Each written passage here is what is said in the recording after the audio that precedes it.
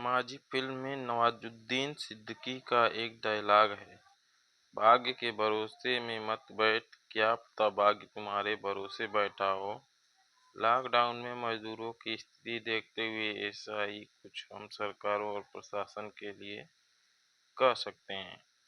इसलिए हजारों लाखों मजदूर बिना किसी मदद की अपेक्षा किए अपने घर की तरफ निकल पड़े हैं। अपने घर के लिए निकले एक प्रवासी परिवार के साथ कुछ ऐसी घटना हुई कि उस पर यकीन करना मुश्किल हो जाएगा। एक चोर उसे रास्ते में लूटने में आया, लेकिन उसकी दर्द भरी कहानी से उसका मन पसीज गया। उसने लूटना तो दूर बल्कि अपनी जेब से निकालकर 5,000 रुपये उस मजदूर को दे दिए। हरियाणा के रोहतक में मुन्ना नाम का एक फैक्ट्री में काम करता था। लाखों मजदूरों की तरह लॉकडाउन के तीसरे चरण में मजबूरन मुन्ना को अपने 3 बच्चे और पत्नी के साथ पैदल ही घर से निकलना पड़ा। आराम करते हुए रास्ते में मिलने वाले सामान के भरोसे वह आगे बढ़े रहे थे। इस दौरान बीच रास्ते में मथुरा में मुन्ना की पत्नी की तबीयत बिगड़ गई थी। हाथ पैर ठंडे पड़ गए, बेहोश हो गई। परिवार परेशान हो गया, लेकिन सौभाग्य से 2 घंटे बाद पत्नी की तबीयत स्थिर हो गई। आगे बढ़े तो एक और परेशानी में वो खुलकर बैठी थी। दरअसल लखनऊ एक्सप्रेसवे पर एक घटना घटी। न्यूज 18 से बात करते हुए मुन्ना ने कहा, कुछ लोग आए तो थे हमसे माल पट्टा झपटने, लेकिन जब हमारे दर्द को सुना तो उल्टे 5,000 रुपये देकर चले गए।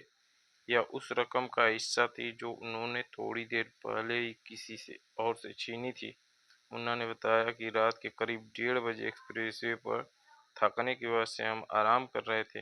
इस बीच कुछ दूरी पर मौजूद 4-5 लड़के कुछ लोगों से हाथापाई कर रहे थे। वो लोग अच्छे घर के लग रहे थे।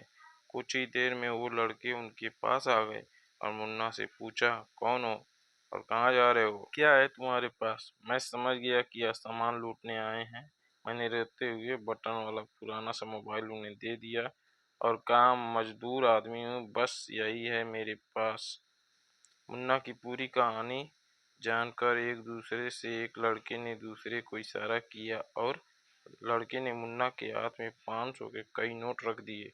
इस दौरान एक ने कहा था कि यार, मजदूरों की खबर तो बहुत आ रही है टीवी पर। मुन्ना बताते हैं, मैंने गिने तो अब पूरे 5,000 रुपये थे। बोला, रास्ते में कुछ खा पी लेना और अब पैदल नहीं जाना। किसी ट्रक वाले को 200-400 रुपये दे देना। एक ने तो मेरी सबसे छोटी बेटी के सिर पर हाथ भी फेरा था।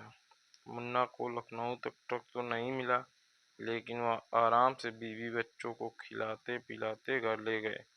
मुन्ना रोहतक में लॉकडाउन के तीसरे चरण तक मौजूद रहे थे। रमजान के चलते मुस्लिम समुदाय उन्हें खाना पीना राशन दे देता था, लेकिन मुन्ना कहते हैं कब तक इसके सहारे बैठ सकते थे। लोगों को जाता देख वह भी निकलना चाहते थे। बीवी और बच्चों के लिए चिंतित होकर कदम पीछे कर लेते थे, लेकिन पैसे खत्म होने लगे तो उन्होंने आखिरकार निकलने का फैसला कर ही लिया। उन्होंने कहा कि रास्ते में पुलिस के डंडे भी खाने पड़े, लेकिन रास्ते में कई लोग बिस्कुट केला बांट रहे थे, इससे बहुत मदद मिली।